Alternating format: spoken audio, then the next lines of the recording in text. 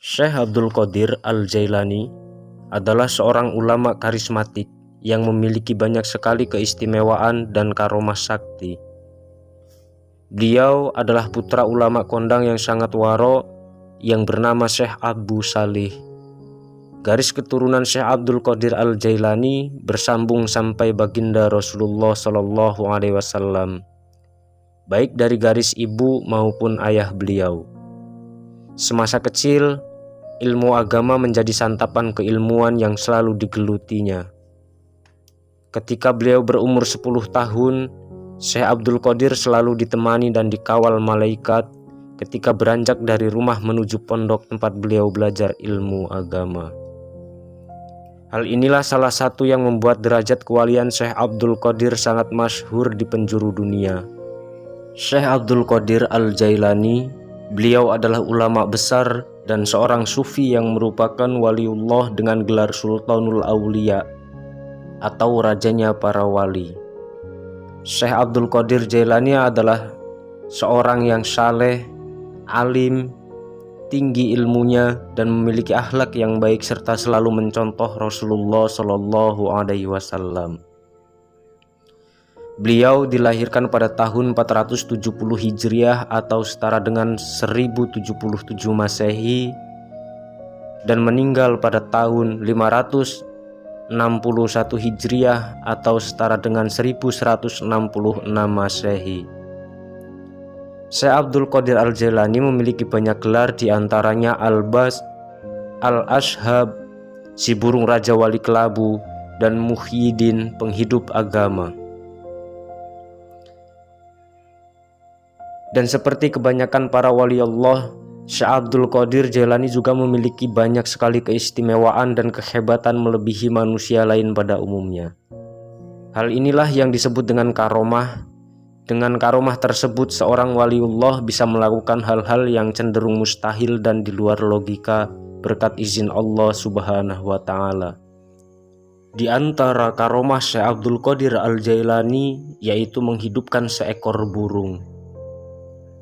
Pada suatu hari ketika Asy-Syaikh sedang mengajar murid-muridnya di dalam sebuah majelis, seekor burung telah terbang di udara di atas majelis itu sambil mengeluarkan satu bunyi yang telah mengganggu majelis tersebut.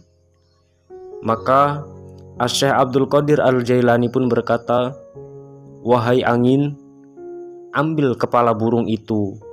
Seketika itu juga burung itu telah jatuh ke atas majelis, dalam keadaan kepalanya telah terputus dari badannya. Setelah melihat keadaan burung itu, Asy-Syaikh Abdul Qadir Al-Jailani pun turun dari kursi tingginya dan mengambil badan burung tersebut. Lalu disambungkan kembali kepala burung itu ke badannya. Kemudian Asy-Syaikh Abdul Qadir Al-Jailani berkata, "Bismillahirrahmanirrahim." Dengan serta-merta burung itu pun telah hidup kembali dan terus terbang dari tangan Asy-Syaikh Abdul Qadir Al-Jailani.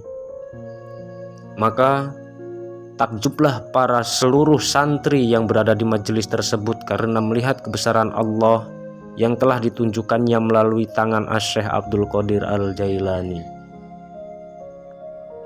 Adapun karomah Syekh Abdul Qadir Al-Jailani yang lainnya adalah beliau mampu mengembalikan wanita yang diculik oleh bangsa jin.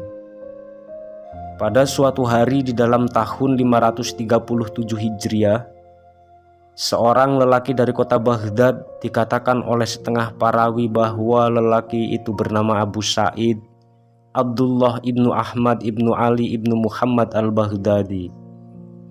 Beliau datang bertemu dengan Asy-Syaikh Abdul Qadir Al-Jailani seraya berkata bahwa dia mempunyai seorang anak darah cantik berumur 16 tahun bernama Fatimah.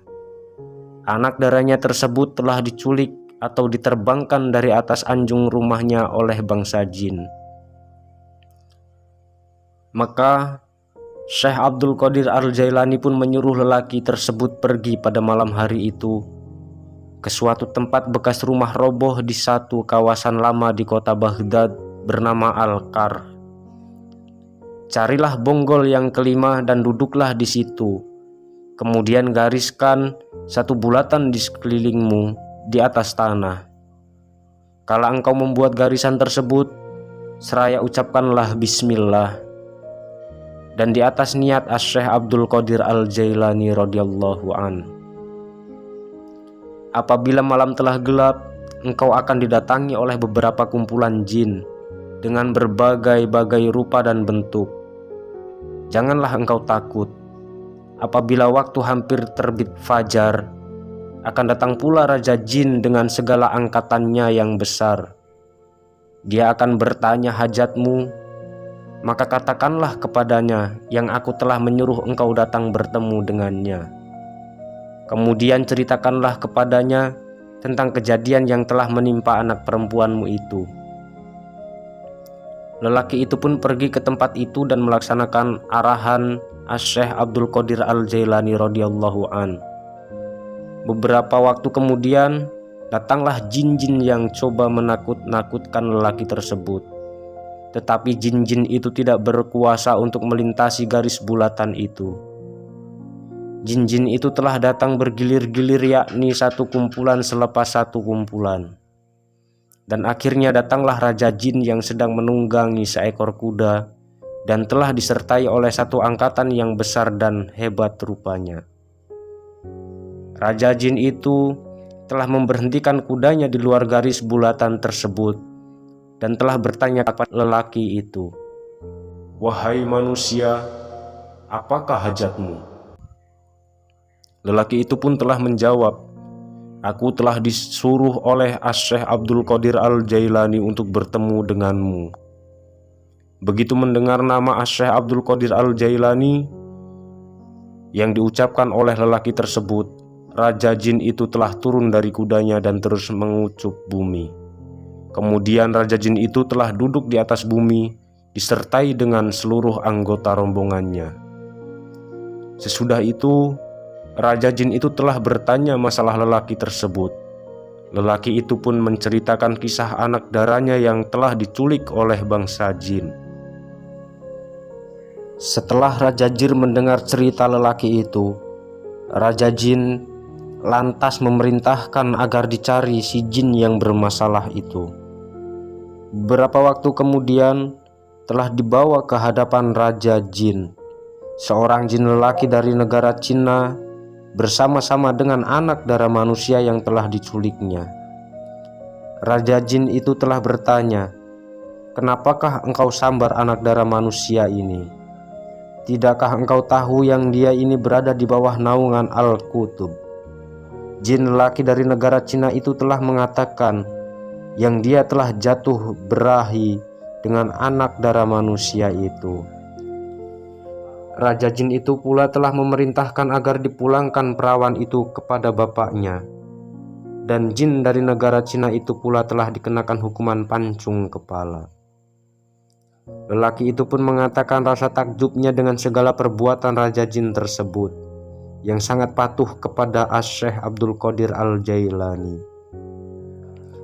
Lantas Raja Jin itu berkata, "Sudah tentu karena Asy-Syaikh Abdul Qadir Al-Jailani boleh melihat dari rumahnya semua kelakuan jin-jin yang jahat, dan mereka semua sedang berada di sejauh-jauh tempat di atas bumi. Karena telah lari dari sebab kehebatannya, Allah Ta'ala telah menjadikan Asy-Syaikh Abdul Qadir Al-Jailani bukan saja Al-Qutub bagi umat manusia, bahkan juga ke atas seluruh bangsa jin." Sahabat beriman yang dimuliakan Allah, demikian adalah sekilas cuplikan tentang karomah-karomah yang dimiliki oleh Asy-Syaikh Abdul Qadir Al-Jailani radhiyallahu an. Mudah-mudahan dapat meningkatkan keimanan dan ketakwaan kita atas segala yang Allah berikan terhadap kita semua. Amin, amin ya robbal alamin.